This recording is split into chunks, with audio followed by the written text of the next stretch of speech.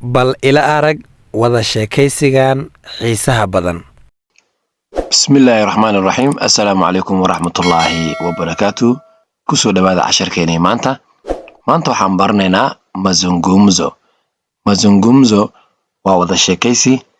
wada sheekaysigan runtii aad iyo aad ayuu xiise u leeyahay wuxuuna ku bilaabanayaa sidaan yuko wapi away Zakaria away leo maanta away Zakaria yuko wapi away Zakaria ninka la dhaho leo maanta waxaa jawaabay markaas Zakaria oo halkaasi ka dhawaa wuxuuna yiri mimi aniga niko hapa halkan ayaan joogaa hapa waa halkan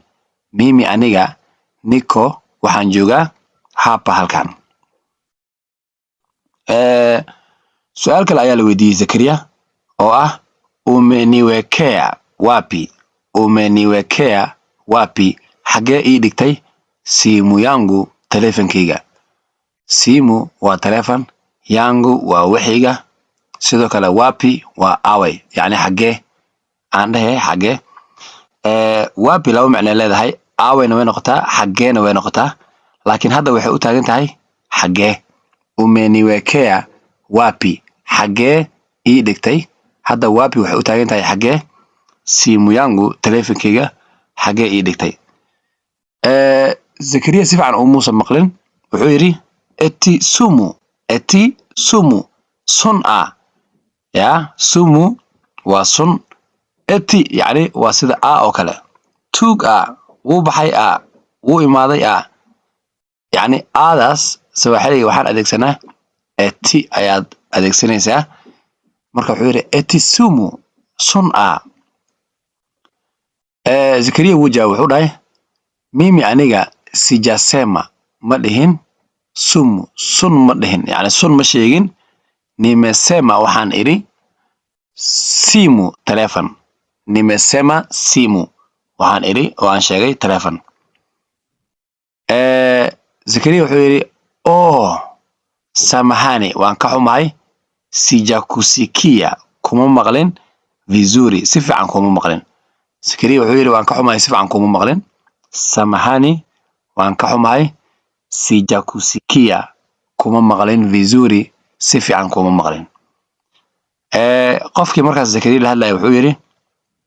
nadhani wewe ni kiziwi nadhani waxaan u maleynayaa wewe adiga inaad tahay ni kiziwi dhagool kiziwi waa dhagool yani wuxuu yiri waxaan u maleynayaa adiga inaad dhagool tahay nadhani wewe ni kiziwi waxaan u maleynayaa in aad adiga tahay dhagool Zakaria wuxuu yiri usinitusi hay aynin mimi aniga si kiziwi mihi dhagool mimi aniga si mihi kiziwi mid dhagool Zakaria waxa lagu yiri sawa waa yahay pole raali noqo ndugu yangu walaalkaygiyo ndugu waa walaal yangu waa waxiga marka ndugu yangu waa walaalkayga pole laba macno leedahay raali noqona way tahay sidoo kale waan ka xumayna mar yani waa loo adeegsadaa hadda laakiin waxay u taagan tahay raali noqo sawa pole waa yahay raali noqo ndugu yangu walaalkayga waxaan rajaynayaa casharka inaad aad iyo aad u fahanteen runtii waa cashar macno badan leh waana wada sheekaysigii maanta casharkanna waa casharkii 37 waxaan rajaynayaa inaad fahanteen wixii su'aalaha insha Allah waa soo weydiin kartaan assalaamu calaykum